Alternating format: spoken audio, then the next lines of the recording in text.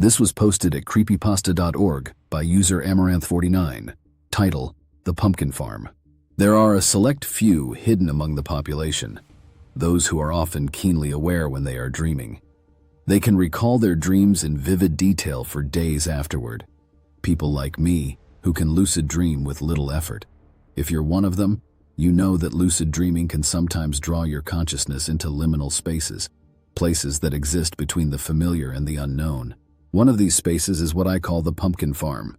You begin on a long, straight road, driving if you have a vehicle license in real life, with a military tan camping backpack in the seat next to you. If you don't have a license, you're riding a bike or scooter, the weight of the backpack pulling on your shoulders. As you travel, the road seems to decay before your eyes, from freshly laid asphalt to sun-faded and cracked, until it's nothing more than loose, gray-white cobblestones. At the end of the road is an abandoned farm town. There's no "Welcome to Insert Town Name" sign. Its termite-riddled remains likely hidden in the overgrown weeds that line the path. The weeds are the only green in sight. The soil is hard, dusty, and barren, with stunted, dry grass. Above you, the sky is gray and overcast, though not particularly dark. The oldest buildings seem to date back to World War I, but most resemble structures from World War II.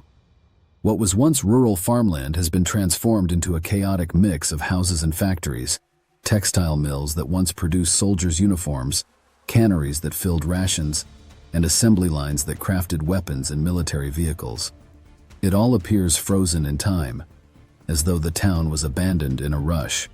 Half-finished uniforms still sit in the sewing machines, cans of food wait in line to be sealed and labeled, and partially assembled tanks lie scattered about. Everything is blanketed in thick dust and fallen autumn leaves, the trees they came from now bare and gnarled. The only sound is the ringing in your ears, straining to fill the oppressive silence.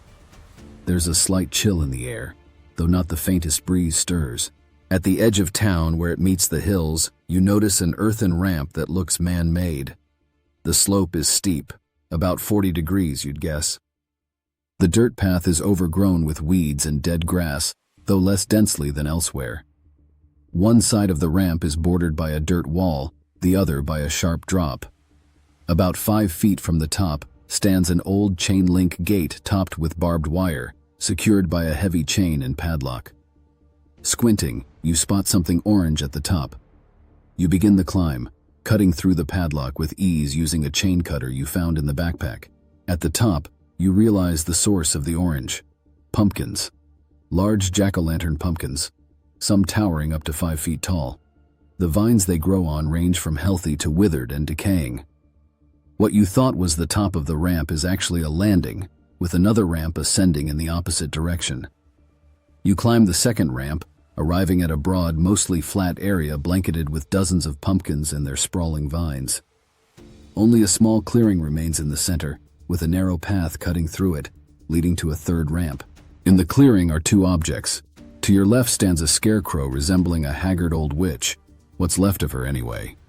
Her clothes are tattered, dusty, and moth-eaten, and the mop head meant to represent long, white hair is filthy, caked with dry mud. Her head droops, hiding her face as she stares at the ground.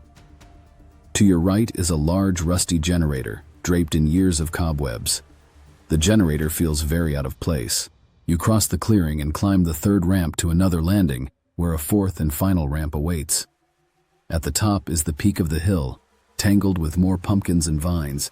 The entire hill is a sprawling pumpkin patch, but why was that generator back there? You glance around the peak, and there, hidden among the pumpkins, you almost missed it, is a manhole cover. But it's not an ordinary sewer manhole. This one is nearly twice as wide. The cover sits slightly ajar. You heave it aside, leaning it against a large pumpkin. The shaft below is too dark to see the bottom. You begin your descent, silently praying the corroded ladder holds your weight. At the bottom of the shaft, you flick on a camping lantern from the backpack, revealing a large reinforced door that's been blown off its hinges. You squeeze past it and enter a maze of concrete hallways.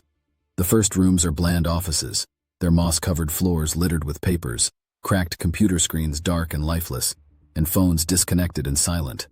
Next, you pass through an empty mess hall, its debris-scattered floor hinting at broken metal tables. Then comes a barracks, filled with decaying bunk beds.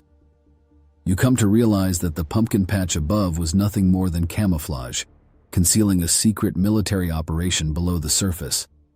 Beyond another blasted reinforced door, you stumble into what at first seems like another barracks, but the bunk beds here are smaller, child-sized, and stacked 3 high instead of 2. A second mess hall appears, with child-sized furniture. There's even something resembling a children's gym. The trampolines and foam blocks, squishy and rotten. If this is a military facility, why were there children here? Behind the final reinforced door is a series of labs. Many of the rooms are strewn with broken glass, likely remnants of shattered scientific equipment. At the far end are metal observation cells, each with a large acrylic glass window. The cells are rusted, and the glass is so grimy it's difficult to see through. Dark streaks mix with the rust.